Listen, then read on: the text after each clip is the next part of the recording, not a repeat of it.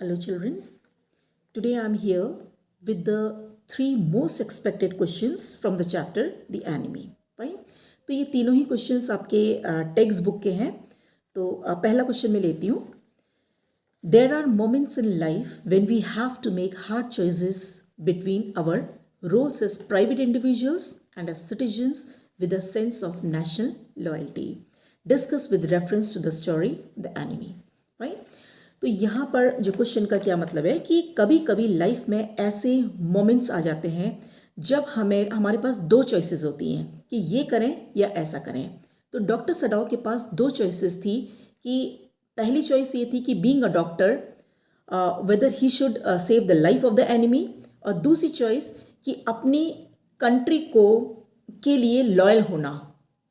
तो दोनों ही चीज़ उनके साथ पास एक साथ आई थी. फाइन. तो आंसर में क्या लिखेंगे आप कि देखिए डॉक्टर सडाओ बहुत एक डिलेमा की स्थिति में थे, क्या करूं क्या नहीं करूं. क्यों? क्योंकि जो एनिमी था सी शोर पे उनके घर के आगे उसकी बॉडी मिलती है, और जब वो उसको देखते हैं तो उसकी कैप के ऊपर लिखा होता है यूएस नेवी. तो वो समझ जाते हैं कि ही इज़ माई एनिमी. तो ऐसी स्थिति में जिस समय वॉर टाइम हो रहा था, वॉर टाइम वाली स्थिति में उनके लिए एक बहुत ही ट्रबल था, बहुत ही प्रॉब्लम वाली स्थिति थी, बहुत ही डिलेमा में वो थे कि whether I should save him और नॉट. क्योंकि अगर मैं सेव करता हूँ फाइन, तो ये अपनी कंट्री के लिए मेरे एक तरीके से डिसलॉयल्टी होगी. फाइन. लेकिन फिर भी वो दो चॉइसेस में से वो जो पहली चॉइस वो चुनते हैं, चूज करते हैं, वो क्या होती है कि वो उस एनिमी को सेव करते हैं. फाइन. तो क्यों वो एनिमी को सेव करते हैं? वो इसलिए सेव करते हैं, तो मेन बात आप इसमें ध्यान रखिएगा कि जो ह्यूमैनिटेरियन अप्रोच है, ह्यूमैनिटेरियन अप्रोच मीन्स कि उनके लिए ये चीज़ ज़्यादा इंपॉर्टेंट है कि अगर कोई human being a doctor means that was his foremost duty to save a person if you find him in a pathetic condition. Fine. तो वो देखते हैं कि बिल्कुल उसकी हालत ख़राब है और मीन्स वो अगर इसको फर्स्ट एड भी नहीं मिली तो ये मर जाएगा. तो उसको पहले वो मॉसेस से उसको उसके वुंड्स को कवर करते हैं, उसको फर्स्ट एड देते हैं, और फाइनली हस्बैंड वाइफ दोनों ये डिसाइड करते हैं कि इमीडिएटली इसको ड्रैग करके उसे अपने घर पे लाते हैं. और इमीडिएटली डॉक्टर सडाओ ये बोलते हैं कि इसको इमीडिएटली ऑपरेट करना ज़रूरी है, नहीं तो ये एनिमी मर जाएगा. तो इसलिए नहीं करते कि मीन्स उनको अपनी कंट्री से प्यार नहीं था. वो तो आर्मी के डॉक्टर थे. Fine. He was a doctor from Japanese army. तो अपनी कंट्री के लिए वो डिसलॉयल नहीं थे, बट उनके लिए जो ह्यूमैनिटेरियन अप्रोच थी वो ज़्यादा इंपॉर्टेंट थी. इसलिए वो घर लेकर भी उसे आते हैं, और ना सिर्फ घर लेकर आते हैं बल्कि उसे वो उसका ऑपरेशन भी करते हैं और उसकी लाइफ भी बचाते हैं. फाइन. तो वो डिसलॉयल कहीं से कहीं तक नहीं थे, क्योंकि because later on he had a talk with general and he means told everything regarding the presence of enemy in his house. Fine. तो ये सारे पॉइंट्स को आप इलेबोरेट करेंगे इस आंसर में. सेकेंड क्वेश्चन ये भी आपके टेक्स्ट बुक का ही है. Dr. Sadao was compelled by his duty as a doctor to help the enemy soldier. What made Hannah, his wife, sympathetic to him in the face of open defiance from the domestic staff? देखिए doctor Sadao तो means being a doctor वो compelled थी अपनी duty करने के लिए to help the enemy soldier. क्योंकि जब वो उन्होंने सोल्जर की हालत देखी, एनिमी सोल्जर की हालत देखी, तो उनके मन ने गवाही नहीं दी कि किसी को मरता हुआ देखकर मैं उसे ना बचाऊं, बिकॉज वो एक डॉक्टर थे. फाइन. लेकिन क्या वजह थी कि हना उनकी वाइफ जो थी वो सिंपैथेटिक थी उस एनिमी सोल्जर के लिए. फाइन. बावजूद उसके open defines from the domestic staff, यानी उनका पूरा डोमेस्टिक स्टाफ, उनके पूरे सारे सर्वेंट्स उनके अगेंस्ट हो गए थे. डिफाइंस मीन्स उनके डिसोबे करने लगे, उनको उनके पूरे अगेंस्ट हो गए. तो बावजूद ये सारी सच्चाइयों के हना क्यों सिंपैथेटिक थी उस आर्मी के सोल्जर के लिए. फाइन. तो इसमें दो चीज़ें आप लिखेंगे, दो पॉइंट्स इसमें आएंगे आपके. पहली बात ये कि जब वो देखती हैं कि उनके हस्बैंड पूरा मीन्स बीइंग अ डॉक्टर वो पूरी हेल्प कर रहे हैं, इस एनिमी सोल्जर को बचाने की पूरी कोशिश कर रहे हैं. क्योंकि बिगनिंग में दोनों हस्बैंड वाइफ क्या डिसाइड करते हैं कि it's better to throw him down again into the sea. लेकिन ना हस्बैंड तैयार होते हैं और ना वाइफ तैयार होती है, क्योंकि उनका मन गवाही नहीं देता कि ये इंसान जो कि इस कंडीशन में है इसको वापस डाल दिया जाए सी में. फाइन. क्योंकि अगर सी में डालने का मतलब है कि वो हर हाल में मरेगा, और इमीडिएटली आर्मी को या पुलिस को इन्फॉर्म करने का मतलब है कि इसको मार दिया जाएगा. फाइन. तो उन दोनों का ही मन ये मानता नहीं है कि हम इसको ऐसे मरने दें.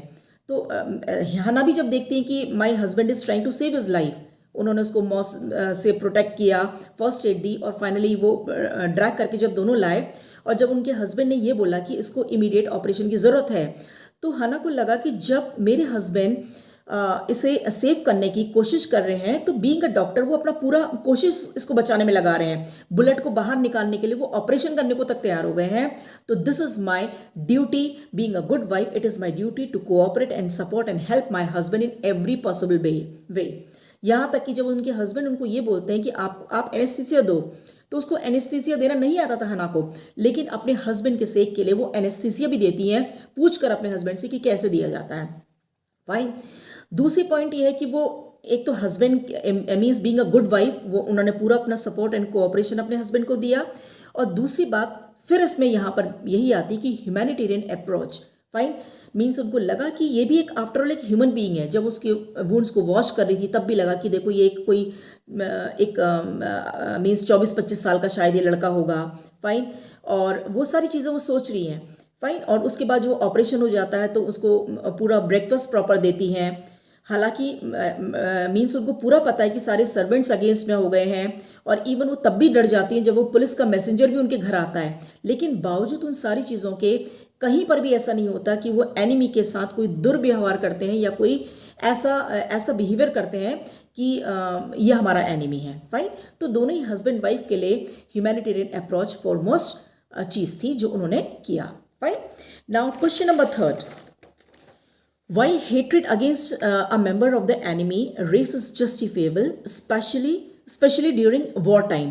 What makes a human being rise above prejudices? देखिए, जब वॉर टाइम में किसी भी एनिमी से नफरत करना ये जस्टिफिएबल है।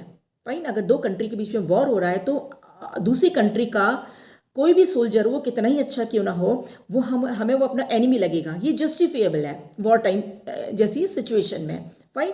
But what makes a human being rise above prejudices? लेकिन ऐसा देखा जाता है कि कई बार वॉर टाइम में भी, जैसा इस चैप्टर में दिखाया गया है कि वॉर टाइम होते हुए भी डॉक्टर सडाओ जो कि एक जापानीज आर्मी के डॉक्टर थे, वो एक यूएस आर्मी के सोल्जर को प्रोटेक्ट करते हैं, उसे सेव करते हैं। फाइन। तो क्या ऐसी चीज़ें होती हैं कि वॉर टाइम में भी कभी कभी what makes a human being rise above prejudices? Prejudices means कि हम जब ये किसी चीज़ को के बारे में हम प्रेजुडिस होने का मतलब है हम पहले ही हमारा मन ये कह ले कि अगर ऐसा है तो फिर ऐसा ही होगा। फाइन। मीन्स अगर ये दूसरी कंट्री का अगर सोल्जर है तो ये हमारा एनिमी है, हमें इसे एनिमी ही मानना है, हमें देखना ही नहीं है अच्छा है कि बुरा है। फाइन। ये किसी भी चीज़ के लिए। तो ऐसी कौन सी चीज़ें होती हैं कि वॉर टाइम में बावजूद उसके कि हमें अपनी एनिमी से हेटेड करनी है, तो what makes a human being rise above prejudices? In prejudice से हटकर डॉक्टर सडाओ उसकी हेल्प करते हैं। तो ऐसी कौन सी चीज़ें होती हैं जो हमें ऐसा करने को मजबूर करती हैं? तो again the answer comes humanitarian approach. Fine. जब हम ये मान लेते हैं कि like us he two is a human being. Fine.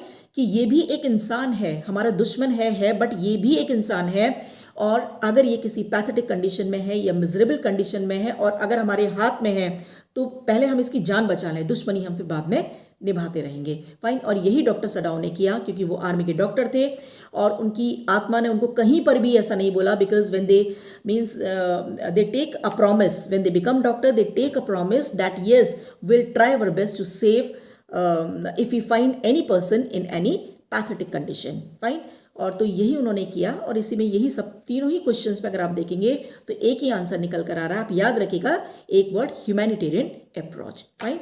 So all these questions are from a textbook and all these 3 questions I have discussed. Hope you have understood, and what I feel that if you prepare all these questions well, all these questions are long questions. अगर आप तीनों को ही अच्छे से कर लेंगे तो कहीं ना कहीं अगर चैप्टर से रिलेटेड आपका कुछ भी आता है तो at least you will be in a condition to write something in your long answer. और जहाँ तक एक्सपेक्टेड है इस चैप्टर से लॉन्ग आंसर ही आता है और एक क्वेश्चन इस चैप्टर से ज़रूर आता है।